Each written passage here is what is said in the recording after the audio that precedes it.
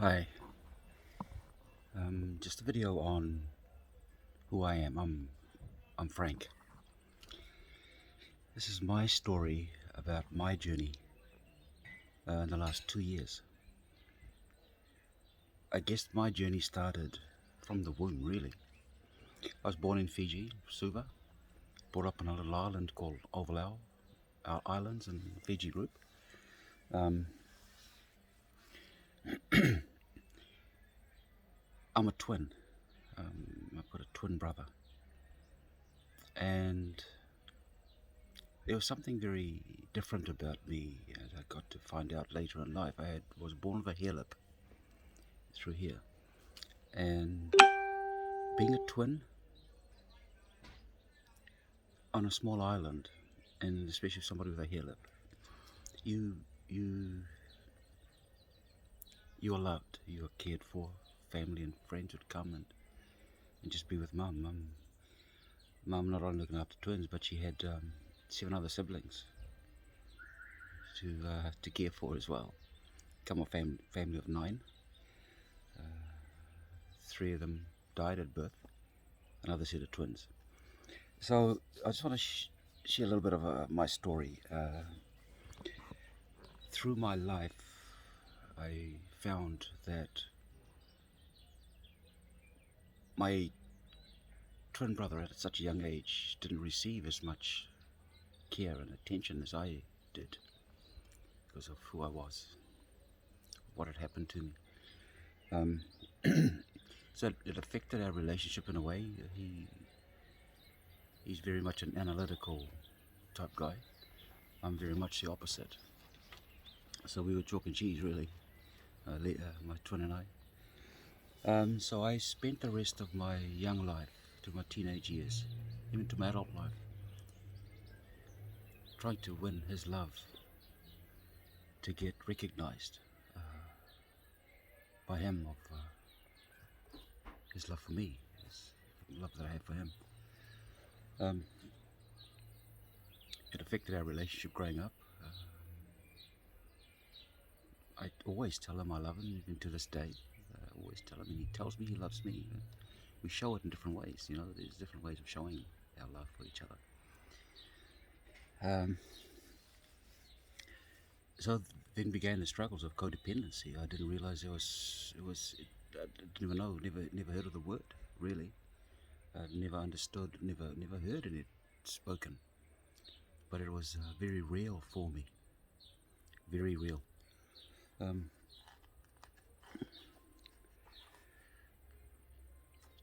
The battle with it all. We came to New Zealand in 1970. I was 8. We were 8 years old, and we were put with this couple. I didn't know. I've never met them. Later, we found out that he was my oldest brother. He was a minister in a local church in the country up in Northland of New Zealand, and I had this accent. I spoke broken English, Fijian English, and I spoke funny to them. And so they would tease us about it, and I would defend my brother. I would defend him from them, from hurting him. Again, it was that love I had for him. And so I grew up defending him. He actually didn't need defending, but I took it on myself.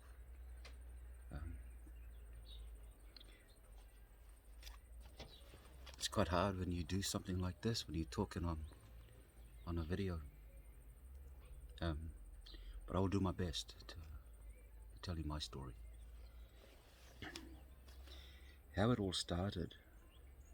See, I've known Jasmine for 11 years. A little bit more, maybe. I saw her on Facebook. I had not seen. I just saw her writings and the way she spoke to people. At that stage, I was into Torah, the Messianic Hebrew form of belief, the laws, and she was coming out of it, I think, or she's still in it. I'm not too sure, but the answers and the questions that was asked of her and the answers came through was that she would say, she would answer in such a loving way, even if it was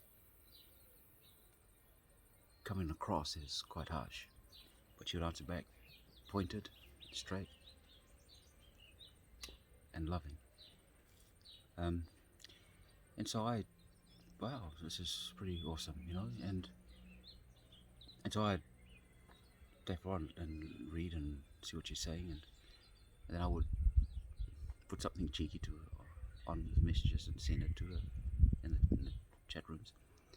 Then I would leave, and I'd leave for a month or two, and I'd come back and just see how she's doing, and just looking over her and just see if she's okay. And then I would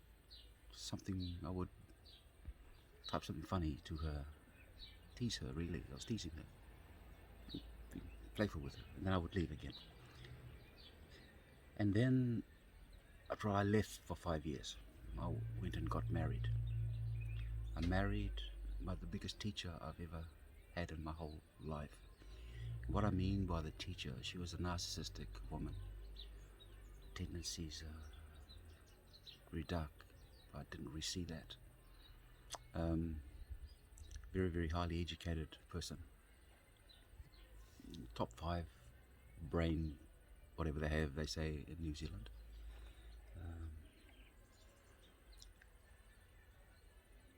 The darkest times of my life, the biggest lessons that I've learned in that time of my life. It drove an empathic person to the point of thoughts of suicide, and it wasn't me at all. I love life, but that relationship drove me to thinking about it. I wanted to get off this bus, and it got to the stage where I couldn't take it anymore. We just asked her to leave, and she did. And I let myself go. I just let myself go. My parents, the drinking, I didn't care anymore. To the point where even my work colleagues were quite worried, and one of my bosses, and I was called in to the office to see, how are you, Frank? And I was feeling defensive. I says, I'm okay. What's this about?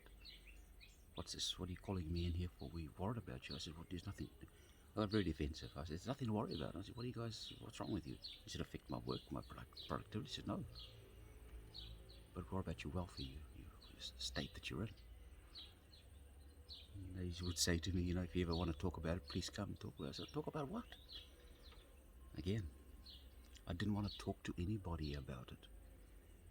That man thing, that male, it's all fear. That's all it is. It's just fear. Absolute fear. That's why men don't talk about their stuff, because they think that they're weak. People will see them as weak. You cry, and they think you're weak. My boss would just ask me a question, and I would tear up. How are you, Frank? And tear up, and I have to walk away. But that's the greatest thing. It's for a man to show his authenticity, show himself, bare his soul. So I knew Jasmine, and then I had a question, and I knew the only person that could answer this question was Jasmine. So after 5 years, I come back onto Facebook, and the very first person in that first minute, Jasmine came back and welcomed me. She realized that I was back. And she said, "What? Oh my God, Frank, you're back. We've been, it's been such a long time, And I said, yeah, Jasmine. So that connection started again. Why all this happens, between leaving for 5 years, coming on, seeing Jasmine, teasing her, and going again. Every 1 or 2 months I'd come back and just see if she's okay. I'll explain to you later why and what that's about. My question, the burning question I had was, is it okay to remarry after divorce? and I sent her a message, Jasmine. I just want a question to be answered, and what's your thoughts on it? And she said, I said, is it okay to remarry after divorce? Because in the Torah scriptures, from what I see, it's not okay, depending on how you're seeing it. And so she said, well, why don't we Zoom? I said, Cam, why don't we video? I said, I don't want a video. Just tell me, it's either yes you are or no you're not, and I was kind of, I don't want a video with you. I don't want to do that. Just type. I want to see your answer. I said, Frank, it'd be good if we video. It'd be easier to talk about rather than type it. I said, I don't want a video, Jasmine. I said, if you can't answer it, it's okay. But she did. She said, finally, finally I videoed with her. And I saw her for the first time. Prior to seeing her, I knew that she had sovereignty, and I didn't even know what that word meant. But now I do. She had sovereignty, dignity. She had wisdom. And I said, if somebody has all of this, she's got to be beautiful inside and on the outside, very positive about herself. When I saw her on camera, she fell off my chair actually. I said, now how am I going to sit here and react to all the questioning when I'm just looking at her? The 3D thing came into it. So, the start of my journey began, really, then. So she started talking to me. And then she started talking to me about, I'm starting to see differences in her posts after 5 years. I'm starting to see stuff, fantastical stuff. To me, it looked like Hinduism or the chakra lights, the colored lights. And I walked away. I said to myself, I turned it off. I said, nah, no way. She's gone nuts. This woman's gone nuts, unfortunately. So as I was walking to bed, I heard a voice say, you go and listen to her. Listen to her. So I went back and I read that stuff. But what she was saying, the Bible as we see it is so different. It's not what it is. We've been lied to. It's been manipulated. But Jasmine saw it for what it was. The teaching in it, it's all a parable. Every story in that Bible is a parable to us. Even the tabernacle in the desert in Deuteronomy. That tabernacle is us. The skin that was put around this is our flesh. The Holy of Holies is our hearts. The menorah, the 7 lights, is our chakra. The 7 lights of the body. Just that people give it different names. People put a different twist on it. The place where you offer sacrifices is us. It's from us. We offer it. We burn the dross. It's a burning away of the dross in our lives.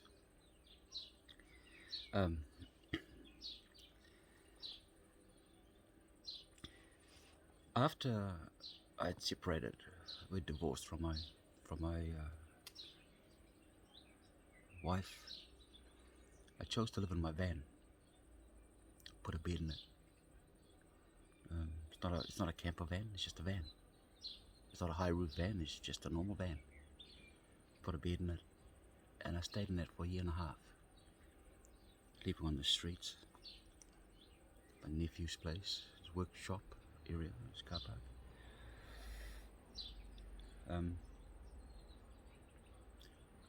I didn't realize why I was in there. I chose to be in there. So Jasmine invited me into a group, a Zoom group that she has with 3 other ladies, Mary, Peg and Pamela, and Jasmine was hosting it. So I came into this group and they started talking about stuff about me, about about diving deep into myself. I did some diving into myself. The guttural cries that came through it, the finding out who I was. It took me back to the womb, the healing that needed to be done in there. And I found out that my 11-year-old self orchestrated my life until about 2 years ago, a year ago even. He was the orchestrator of my life. I would listen to that 11-year-old of myself, the fearful, the protective person. So I finally found that young man in me, and I looked at him, the young 11-year-old of me, loved him, thanked him, said, I'm okay, I'm good, let me go. So I freed myself of this way of thinking, this way of living my life. So it moved on, and I had hurt my shoulder at work, so I was off 10 months, I think. 10 months. And I went up to a place up far north called Tauranga Bay Motor Camp, where I parked up for the winter time. And still going through the Zoom meetings with Jasmine and the ladies there. Things started to get deep, and I fell in love with Jasmine. I fell in love with her, and I told her, and she said, we'll see how we'll go with that, Frank. She said, nobody can it'll be hard to be here with me. I'm not an easy person to be with if you're not at a certain level. She said, well, give it a try. After a while, I ran, I took off. I couldn't stand the heat. After all the searching and the burning inside me. I ran away, I think 5 months. I didn't want to know about anything. I just lived my life how I lived it. And the struggles in the life of the band, it's quite hard, it was difficult. And so it was on November 31st that I finally went. I had to go back to Auckland. It's a 4 hour trip. And I said, close the door I closed the door on our relationship that we were building and on my journey.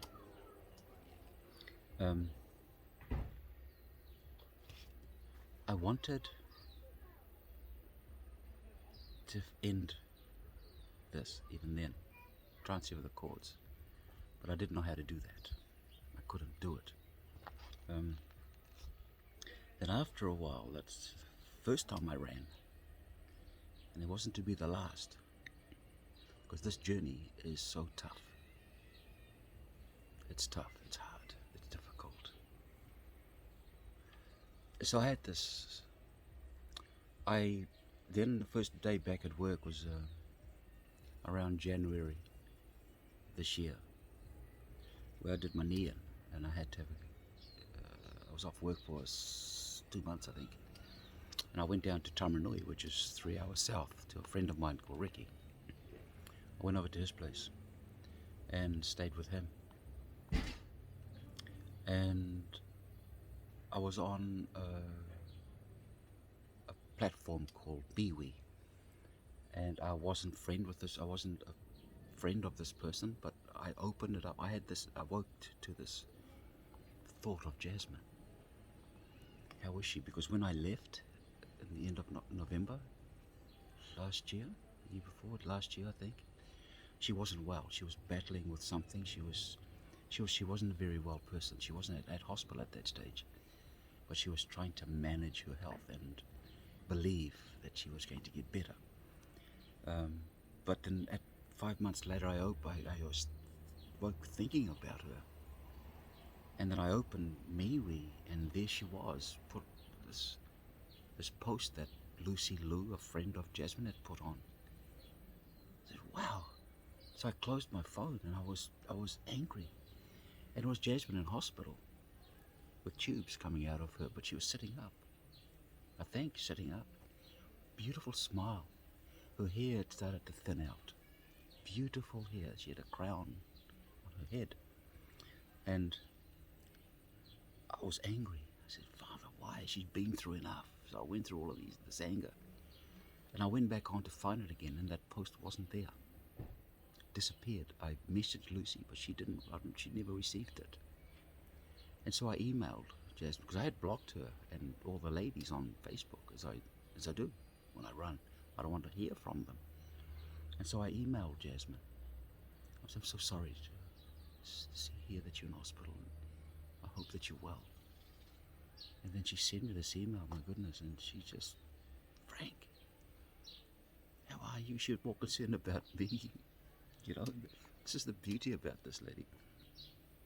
She has a heart for people. And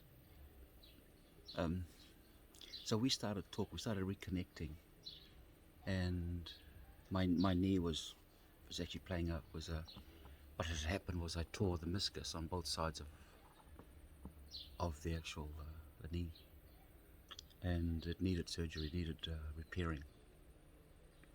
So we talked for a while longer, and then I came back to Auckland, and then I ran again. The difficult times that I was going through, for me it was intense. It was very intense. The loneliness. I needed more work done, and I didn't realize what was needed. For goodness sake, it was codependency. I was parking my van outside of my nephew's place, who I love very dearly, and he loves me as well. But at that point, it was meant that it had to what transpired between him and I. He didn't realize, but he apologized for it. And I said, no, it's okay. He wouldn't speak to me. He didn't make me feel welcome. So I felt really lonely. Can you come from a family of 9 and you're a twin? And from a loving mother, it was very hard to have this detachment going on, or this codependency dealt with, which I didn't even know. And I started to realize, okay, it's about me now. And then not long after that, my van gets rear-ended. I get this operation, and I'm trying to hop into a van, jump into. There was no steps into it. I had to try and hop into bed and get out in the morning. At 4 o'clock in the morning, get out, and then go to work, or go somewhere. I would go normally to a park and just stay there for 10 to 12 hours, and then come back at about 6. When his business is closed down, I would stay outside in the dark through the winter. And then the cries, the guttural cries, the tears, the screams, I would scream. Why? What the fuck is all this about? It took me to such desperation. You know, out of the soul, and Jasmine will tell you, there's no sugar.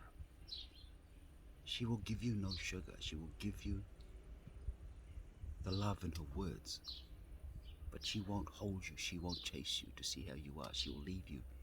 I thank God that she did that. No one came to me. I spent Christmas, I remember, on my own. And feeling so lonely and detached and feeling sorry for myself. So, after the screaming, I heard a voice say, be grateful. You see, when the Spirit talks to you, they don't give you sugar. They give you what you need. They wanted me to be grateful. They said, be grateful. I said, be grateful for what? What am I going to be grateful for? For someone ramming the back of me? Somebody, my knees, and it's painful. And I got nowhere to stay. Be grateful for the bed in the back. I said, okay.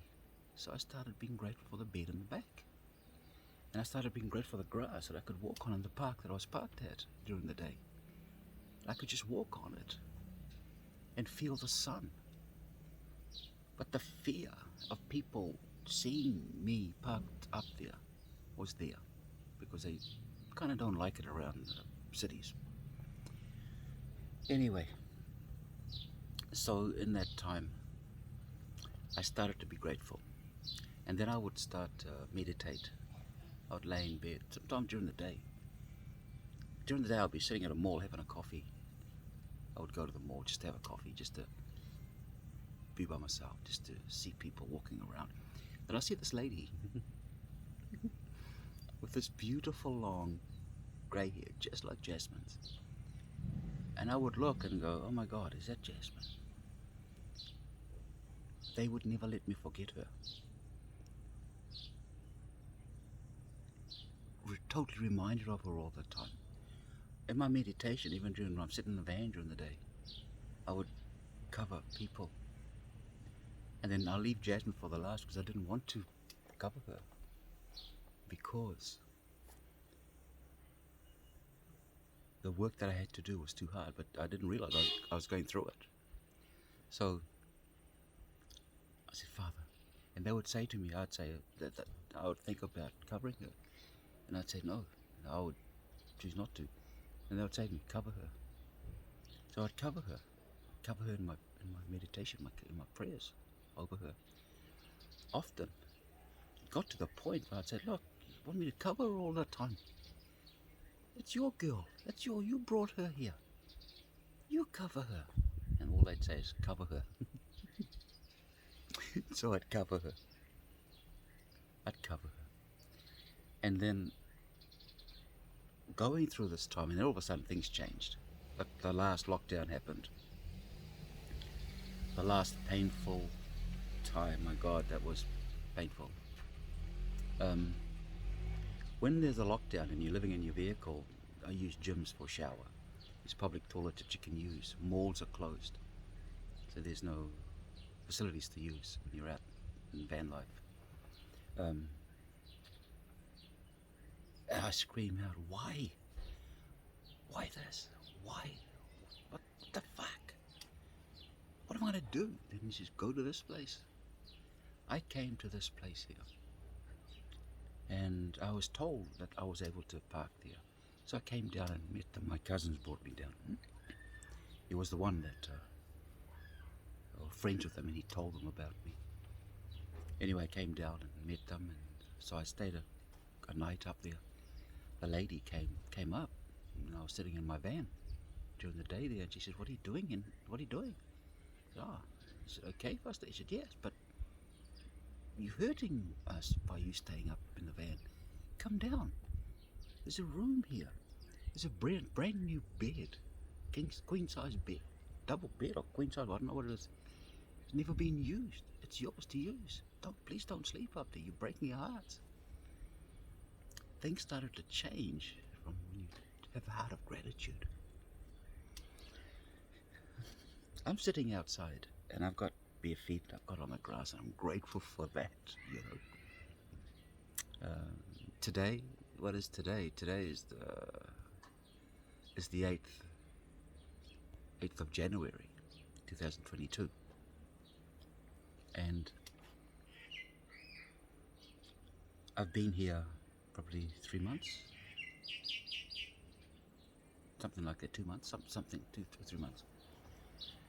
And I was at work one morning, early morning. I leave here at 4, just after 4, and I get to work, and I meditate before I start. And then I meditate, and then Jasmine came into my mind. Then I meditated over her. The meditations started to get more powerful, longer. I said, okay. I said to her, I need to see if she's okay. I heard this voice, well, you better see if she's okay. You better see, go and check. So I came onto Telegram, not knowing she's on here, and I typed in her name, and there she pops up. And I see her bio, and she tells a story about being in the hospital. And I was thinking, yes. I said, now cut the cord. I always wanted this cord between us cut. I didn't want to do this anymore. I didn't want to love her the way I did anymore. But little did I know that this coal was still burning inside, and I didn't see it. I chose not to see it. I tried to squash it. There were other interests of people in me, but that died away it just wasn't there. I had nothing for them. I didn't want that. And so I sent her a message. I said, Jasmine, I'm so glad to see you well. I'm so glad to see this. And my name on Telegram was Levuka Boy HM. She didn't know who I was, you know. And she said, oh, thank you for your lovely message, but how do you know me? And I said, it's Frank from New Zealand. And it would have melted her heart. It melted mine that she knew it was me. But I came with apprehensions. You know, I was at the stage in my life where if she had moved on, I would be happy for her. And I was ready to cut the ties, the cords that held us, this love that we share. But I couldn't do it. I tried. It's not mine to cut. It's not mine to cut. I will share a little bit of what I mean by that. You see, Jasmine is... So it's been about 6 weeks, a month I think, that we've reconnected. And I've become authentic to myself. In that time, I've grown to love me. It's radiating around people around me. I've grown to fall in love with me. I needed to love me, let go of the codependency, so that I could love her the way she needed to be loved, the way they wanted her to be loved. You see, Jasmine is just no ordinary woman. I'll explain to you a little bit of that, why I say that.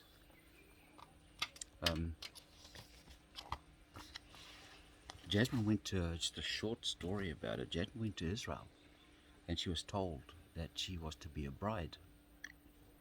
Anyway,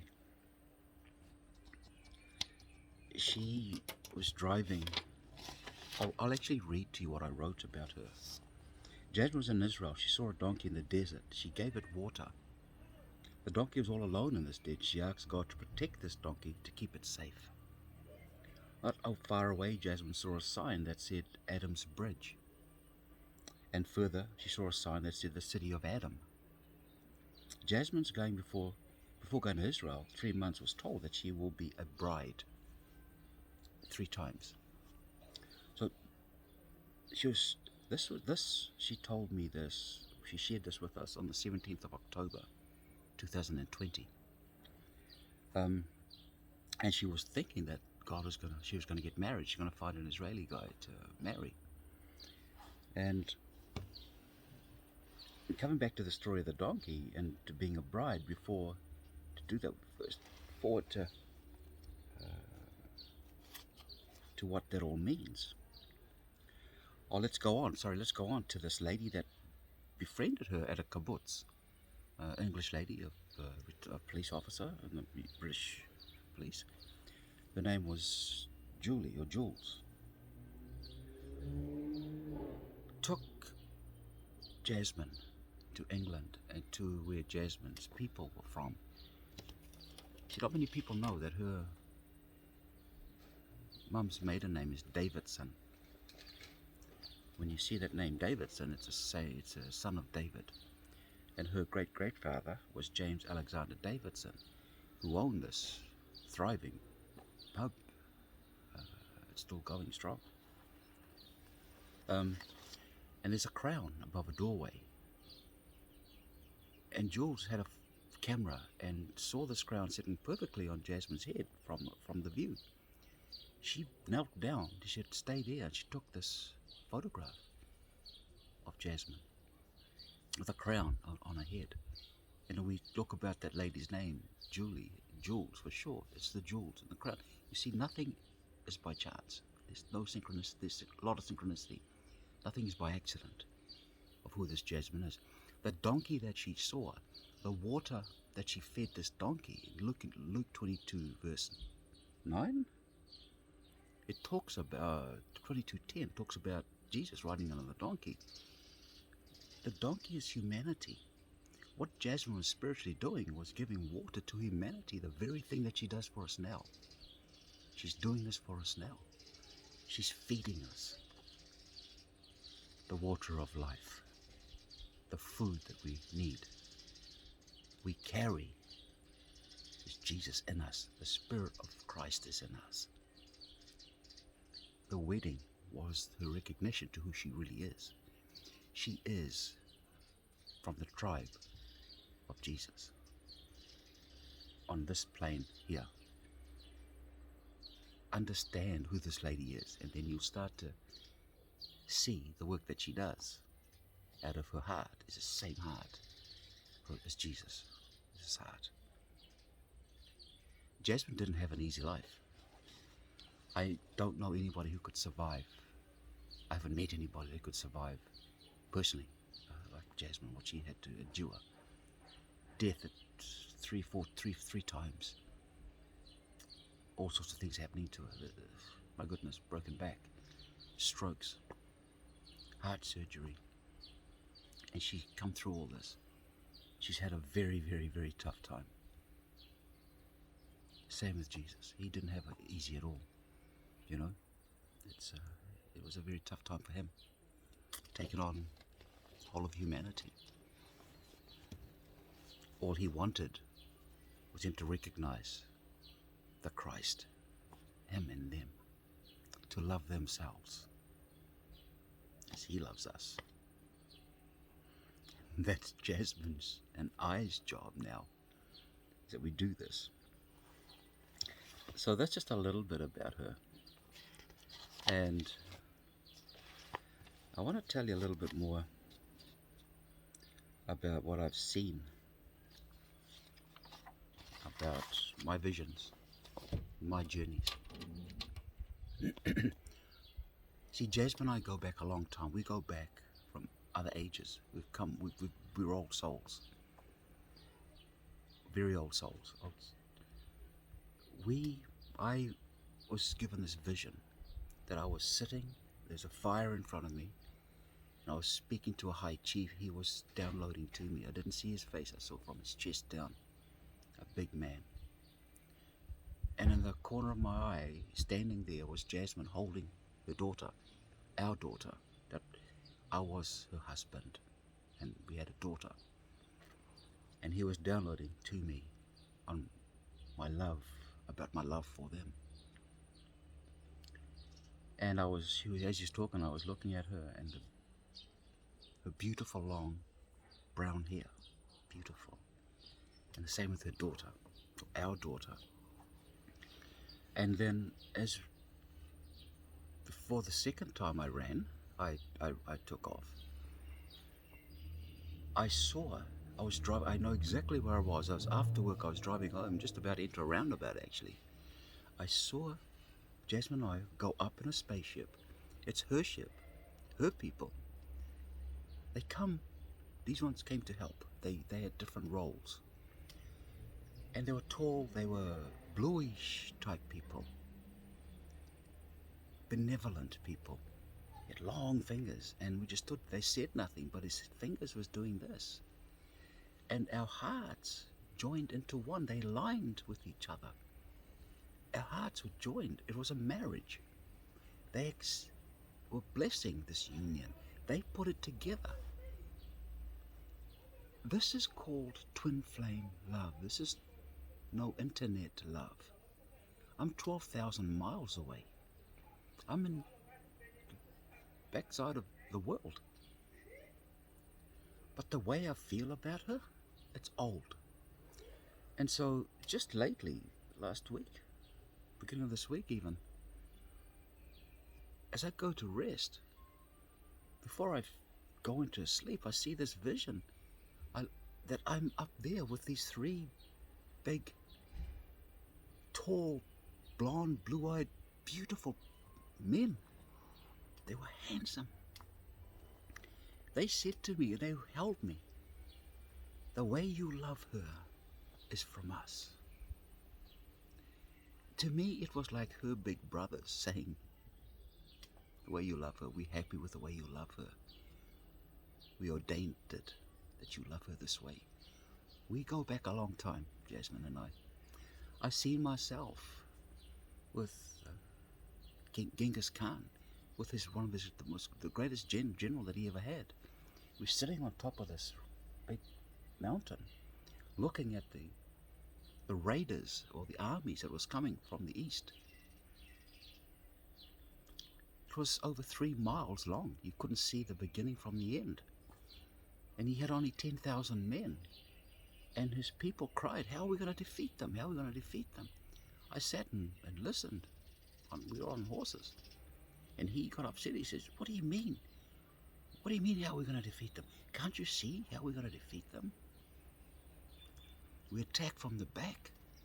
They will never know.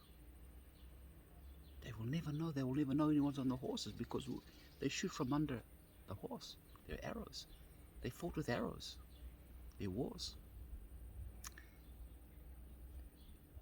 I'm talking to chiefs.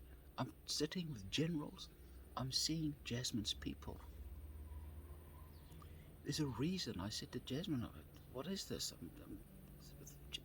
I've got a connection with high chiefs in my bloodline through my mother. And Jasmine has the same thing through her mother. This connection with the highest of all chiefs, the Christ. That is what our love is about. It's not an ongoing fairy tale from an internet love affair. It can't be. The synchronicities. I'm a twin, we're twin flames. Twin fawns are born in her property 2 years in a row while we were together. This is deeper than anything I've ever felt. I've never loved like this. I've never known love like this. I put on Facebook the song. I would be thinking, I want to know what love is, by Foreigner. I was crying out, what is this love? What is it? Now I understand. I used to think love was just a verb, which it is in 3D. No, it's much, much more than that. It's so deep. I'm overwhelmed. I can't not spend time with this woman. I long to spend this time with her. We Zoom for hours. Last night I was falling asleep just talking with her. I was just laying down and just talking where she was talking. You know, I love spending my time with her.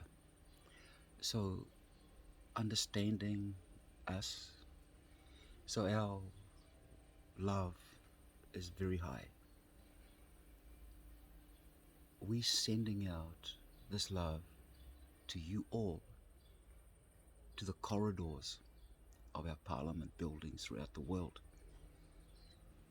The more that light is shone, the more the darkness can't stay in there.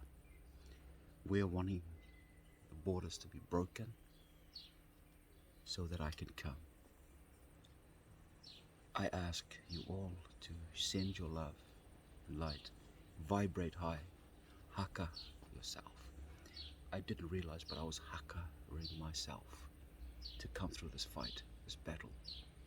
I stood, I cried, I yelled, but I hakaed, I stayed with it. Jasmine in her prayers was haka-ing for me, for every one of you. You also have done the haka for yourselves. You've stood your ground. Namaste to you all. Thank you for listening to our story from my side. When I'm with Jasmine, we will do one together. You get her side. Namaste. Thank you.